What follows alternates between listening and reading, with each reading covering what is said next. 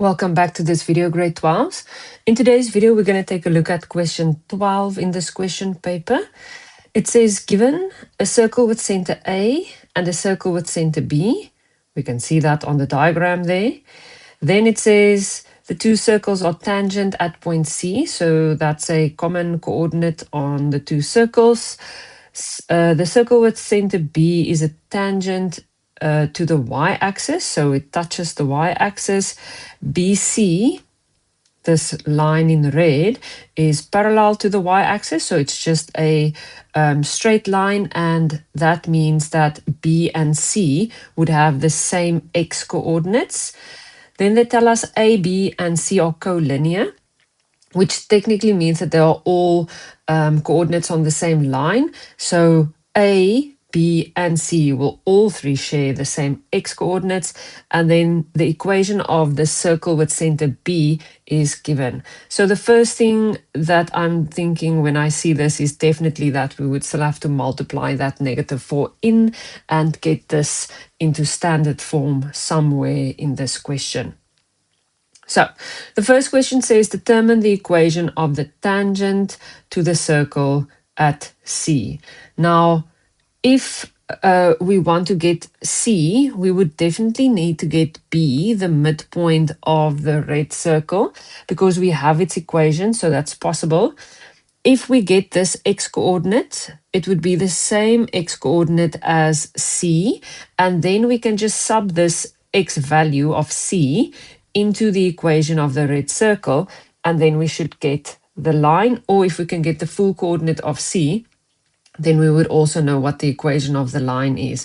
It is very important to kind of imagine or think about what line would be a tangent at the circle, and it would be a little horizontal line like this. So technically we only need the y coordinate of C, and then we will also have the equation of the tangent at C. So the first thing is to get the coordinate of B, the midpoint of the red circle. So we need to simplify that equation. So I'm just going to multiply out that -4 that we mentioned a bit earlier. And that's going to give us -12x minus 8y equals to the constant number on the other side, which is -16. Then I'm going to get this equation in a bit of a standard form so we can do completion of the square.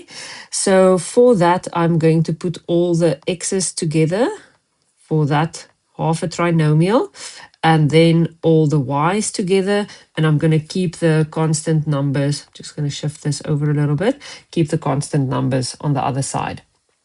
Then for the x trinomial, I'm just going to have a calculation on the side here, so it's not that messy.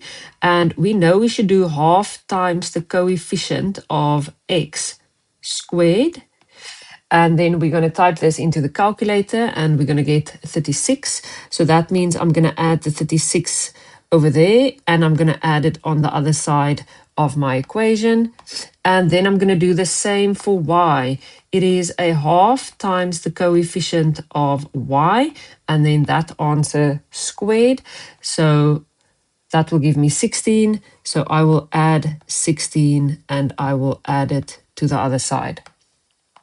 Now, I know that this is going to give me double the brackets for x and double the brackets for y, and then plus 16 minus 16 will cancel out, and I'm left with 36 on the other side. So an easy way for me to do this or factorize this trinomial is an x, so an x in the front, the same sign as the middle number, and then the square root of the constant. And then again, y, same sign as the middle, and then the square root of the constant number. So that means that I've got coordinate B, and coordinate B is going to be 6 and 4. So if I go back to my diagram now, I know that this is 6 and 4. This means this is 6 and something, and A if we might need to use that later on, is also 6 and something.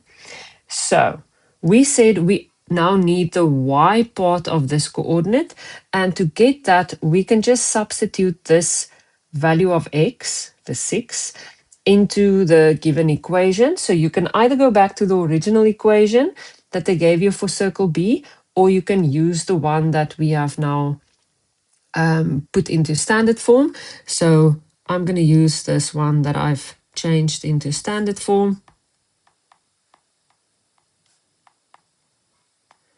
Okay, so 6 minus 6 cancels out completely. And then this y minus 4 squared means double the bracket.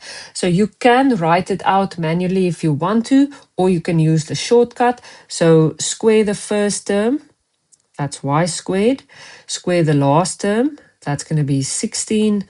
I'm also going to bring the 36 over, and then times the two values with one another, that's negative 4, and times that by 2, so that's negative 8y. So square the first term, square the last term, multiply the two terms with one another, and then you'll get your trinomial.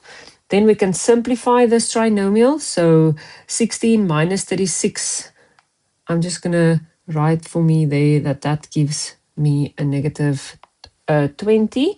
And then when I try and factorize this trinomial, I'm going to use 10 and 2.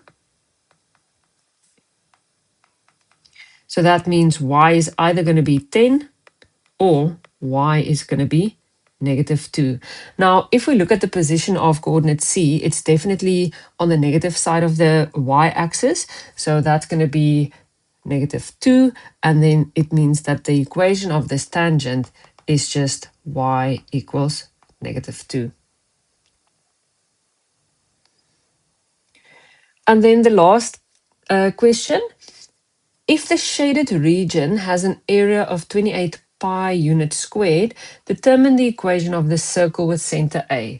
Now, we already know that the circle with center A has got an x coordinate.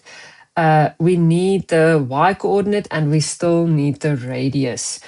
The only thing they give us now is the area. And if we look at the area of the shaded part, it would be the area of the bigger circle minus the area of the smaller circle. So I'm going to say there, I know it's the area of the bigger circle minus the area of the smaller circle. And that's how they got to the answer of 28 pi units.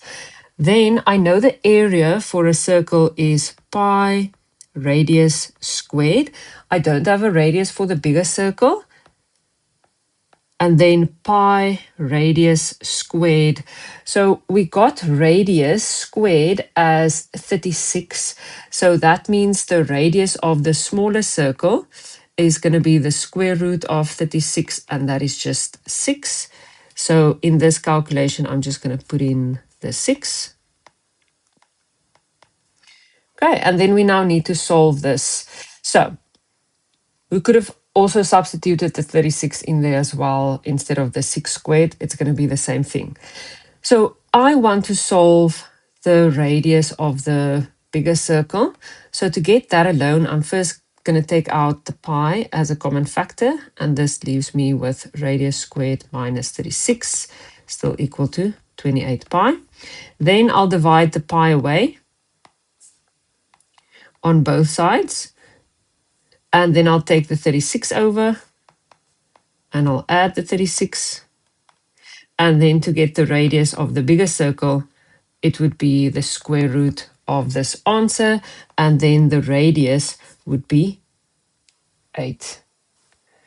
Okay, what does this mean for our circle's coordinates?